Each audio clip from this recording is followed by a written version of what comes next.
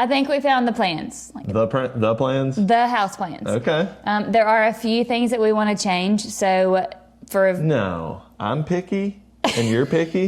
Just a couple of things that we want to change, and we just want to see the changes before we try to get modifications done. Yeah, before we pay somebody $1,500 to actually get them drawn up. We've had an experience where we thought something was going to be done that it wasn't, so we want to be really sure that everything is here. So we have Apple Preview. It's called Apple Preview.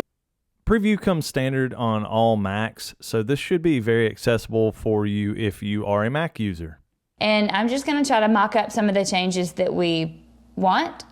We have an image that we have saved of the floor plan. Yeah. And what are you going to do to it? We want to be able to visualize this, right? Right. I want to use Apple Preview just to make the visual changes, and so that we can see how it sits with us, if our ideas are legit. Mm-hmm. And then if they are, we can try to show that and explain it to a plan designer so that they're official. Yep. Okay, let's do it. That's the plan. Okay, so I think the first thing we need to change is the kitchen pantry. Yes. So, and while you're starting on that, if you don't know, we have another video telling kind of some of the why we want to make changes and what you should possibly look for when you're shopping for house plans. Some of the changes you might want to make. We found a plan that we're mostly happy with, but want to make some simple changes. That's going to be your best bet. So take it away. All right, so what I did just now was found a wall that was about the same size of what I needed. Okay. So we're closing in a doorway, right, and making it a solid wall. What I'm trying to do is find a wall that's about the right size of what I want to put in the new kitchen wall. Because we're closing in a doorway, right, and we're just making that a solid wall. Right. I don't want this to be an opening for this cabinet. Right. It was like a cabinet, kind of a secret door. Yeah, it's kind of a hidden, it looked like a cabinet from the outside, but you open it up and walk through to the pantry. And it's kind of a cool idea, but I think it wastes counter space. Yeah.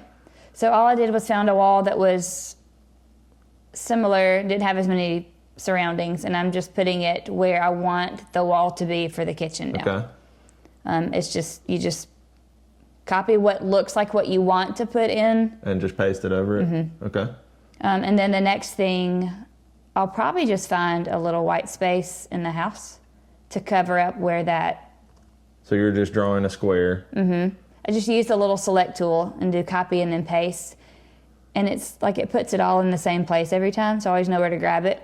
Oh, right in the center. Yeah, I don't know why, but it always puts it right there. So you're just going to use that to cover up that cabinet? Yeah. Okay. And it's going to cover up some of the text, okay, so I can just like select it down. Okay.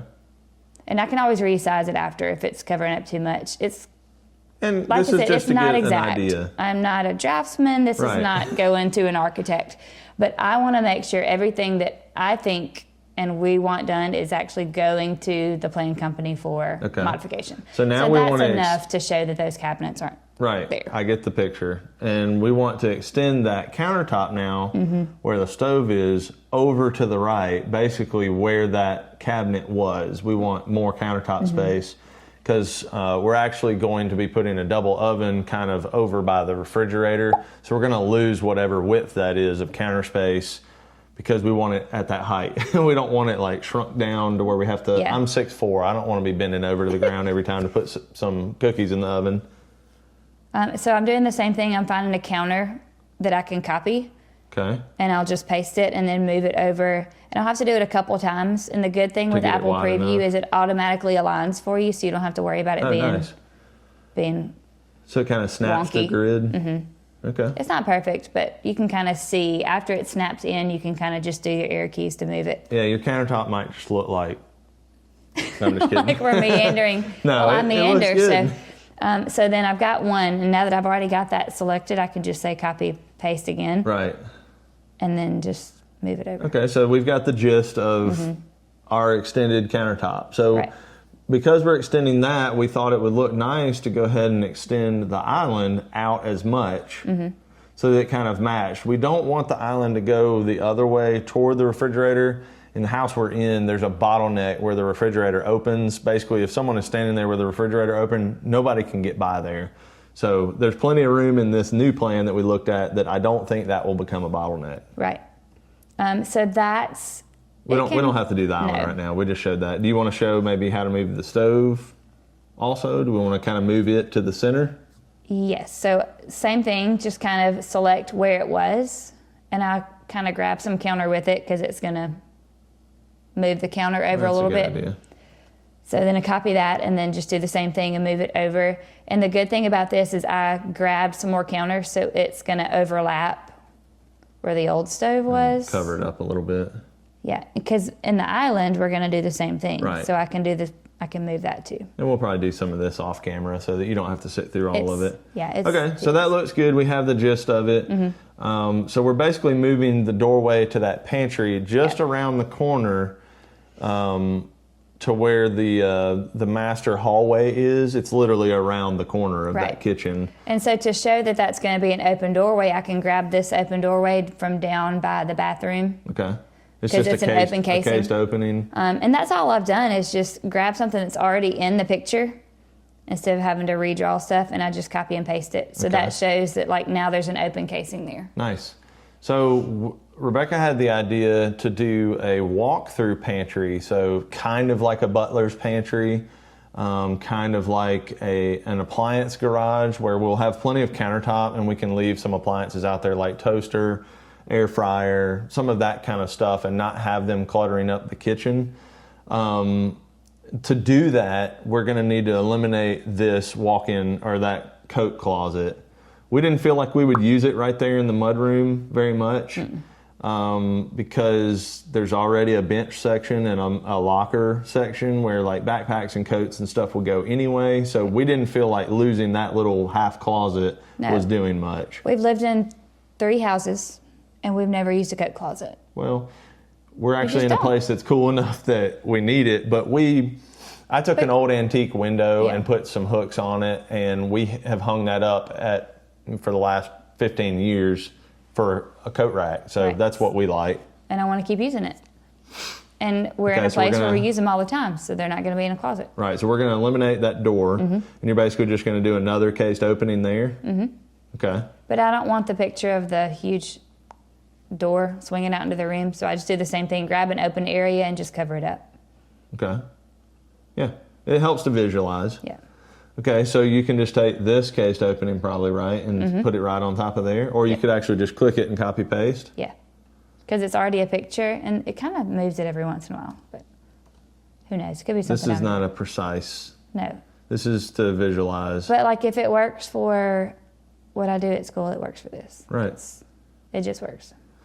Okay, so I can visualize it now. We can see that the wall opening for the kitchen is just a solid wall now. We've moved the 2 doorways around to the side, and now we want to add a wall in the back of the pantry that will allow more countertop space and easier cabinetry, but it will also open up a nook just off of the master suite that we'll probably put a little 4-foot desk in there. This is a little repetitive if you watched our video about why we're making the changes that we're making and kind of what we recommend to look for in house plans and how to change that. If you haven't seen that video, I'll have a link to it below. Definitely go check that one out. So there it is. I just copied another wall that was the same orientation, and now it's cutting. Now we have a pantry that's a walkthrough. And then, so for the little nook you just created in the master suite, we're going to make that a cased opening because if it needs privacy, there's a door right there to the master suite, so we'll be able to just shut that and work in there. There we go. So the same case opening I used for the pantry, I just popped over to the little nook. Awesome. So with just a few changes, you can see how you can really start to visualize your plan. This may help you convey this to an actual architect or plan designer to where it needs to be mapped out specifically. You know what I mean? You need actual tolerances of doors and all of that for a builder to be able to be accurate. But this is a really good idea and a start on how to do that. Why don't we show them the one more kind of big change of the wall in the shop that we're probably going to put an interior wall in the shop. We're going to put an interior wall. We're going to put an interior wall in the shop so that I can have a wood shop still. Because dust. Right. Yeah, and you were asking, maybe we don't have to do it all the way to the ceiling. This and that. I said the garage part where we park the cars need to be totally enclosed because wood shops inevitably have dust everywhere. I was like, well, wait, maybe we can just have a partition. No, it needs to be like it's separate entity. So you've started drawing a line in the shop. Where did you grab that line from? I created it. Okay, so you just create a line. Well, that's the only one that I did because I couldn't find a wall that was that length or didn't have all the other like surrounding stuff. So I just went up to the top and chose the line button. So we've done a little bit of calculation. Obviously we need to get with a plan designer and figure out actual dimensions for what we need to keep in the garage. I know what you're seeing. It looks like we're kind of cutting off the 2-car door, but we're going to be able to bring that door over a little bit to allow maximum room in the shop. So the big L shape that you're seeing right there is going to be my woodworking shop. So by creating 2 interior walls right there, we're making the space much more useful. Right, and man, I can visualize it once you actually put the lines there. Yeah, and like I said, I don't want it to be subjective. If I want a plan to be modified, I want to make sure they know exactly what we're doing. Right, so we can hand the plans to a builder and there's no deviation. Right. So I just grabbed a little piece between the garage doors and I'm just showing that they're moving over. Okay. That way it looks the same as all the other exterior walls. Yep, I like that. And it's hard to tell scale on a drawing like this, but this shop is 42.5 by 47 feet. And so we figured my truck is about 19 feet long. So we figured about 35 feet in that section should be more than plenty to have room in front. No, I think we were going to go 30 feet. We figured out that about 30 to 35 feet where our vehicles are should be more than plenty of space because I'd rather more of that space be where the shop is, whether that's general space for where the laser or the CNC or any of that stuff can go. Right, because a lot of your machines, you need to be able to get into them and get out of them without being crunched and have to 8-foot boards. Move. But it's not like this crunches us for space. I mean, it has plenty of space for both vehicles side to side, as well as we can put storage in that little garage area, that 35-foot garage area, and like still have plenty of room for the cars. We could have shelves like all the way across there. Like there's just plenty. Maybe kids' bicycles and some yard stuff. So yeah, I hope this helped y'all. I think it really helped us to be able to see what we wanted and be able to actually visualize the changes that we wanted to modify. For sure. It's when I sit here and look at this, it's way different even though we didn't change very much. Right. It really just helps me go, oh, okay, this could go there and the cars could park there and this could be there. So if you have other questions about it, I'm not the one that knows that, but you do. So leave a question below if you have questions about how she did this. If you haven't checked out that other video about things that we do to look for in plans to modify them, definitely go check that out. And that's it. Bye. See ya.